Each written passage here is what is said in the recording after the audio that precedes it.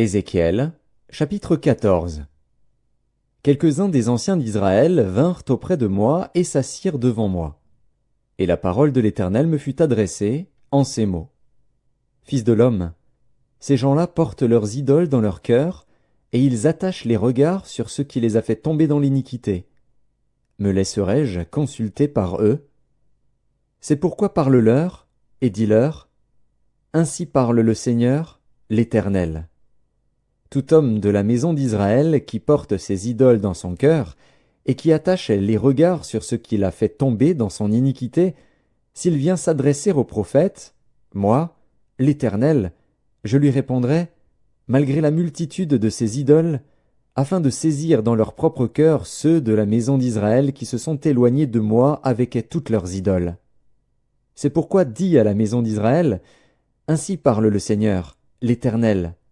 Revenez, et détournez-vous de vos idoles, détournez les regards de toutes vos abominations. Car tout homme de la maison d'Israël, ou des étrangers séjournant en Israël, qui s'est éloigné de moi, qui porte ses idoles dans son cœur, et qui attache les regards sur ce qu'il a fait tomber dans son iniquité, s'il vient s'adresser au prophète pour me consulter par lui, moi, l'Éternel, je lui répondrai par moi. Je tournerai ma face contre cet homme, je ferai de lui un signe et un sujet de sarcasme, et je l'exterminerai du milieu de mon peuple. Et vous saurez que je suis l'Éternel. Si le prophète se laisse séduire, s'il prononce une parole, c'est moi, l'Éternel, qui aurai séduit ce prophète.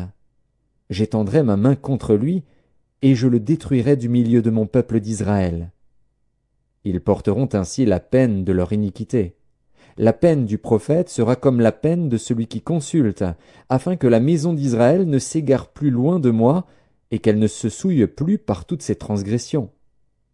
Alors ils seront mon peuple, et je serai leur Dieu, dit le Seigneur, l'Éternel. La parole de l'Éternel me fut adressée en ces mots.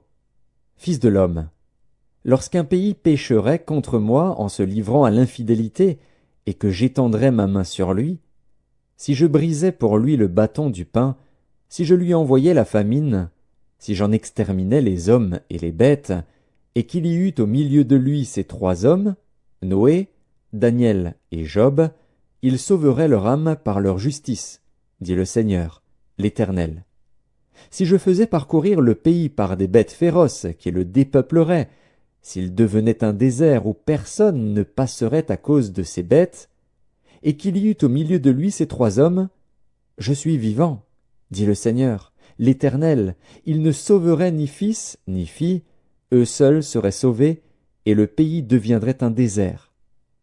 Ou si j'amenais l'épée contre ce pays, si je disais, que l'épée parcourt le pays, si j'en exterminais les hommes et les bêtes, et qu'il y eût au milieu de lui ces trois hommes, je suis vivant, dit le Seigneur, l'Éternel, il ne sauverait ni fils ni fille, mais eux seuls seraient sauvés.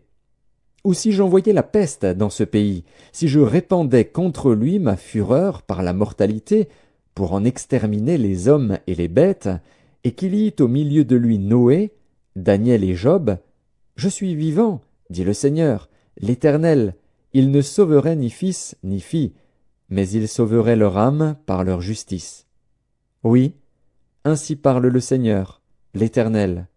Quoique j'envoie contre Jérusalem mes 4 châtiments terribles, l'épée, la famine, les bêtes féroces et la peste, pour en exterminer les hommes et les bêtes, il y aura néanmoins un reste qui échappera, qui en sortira, des fils et des filles.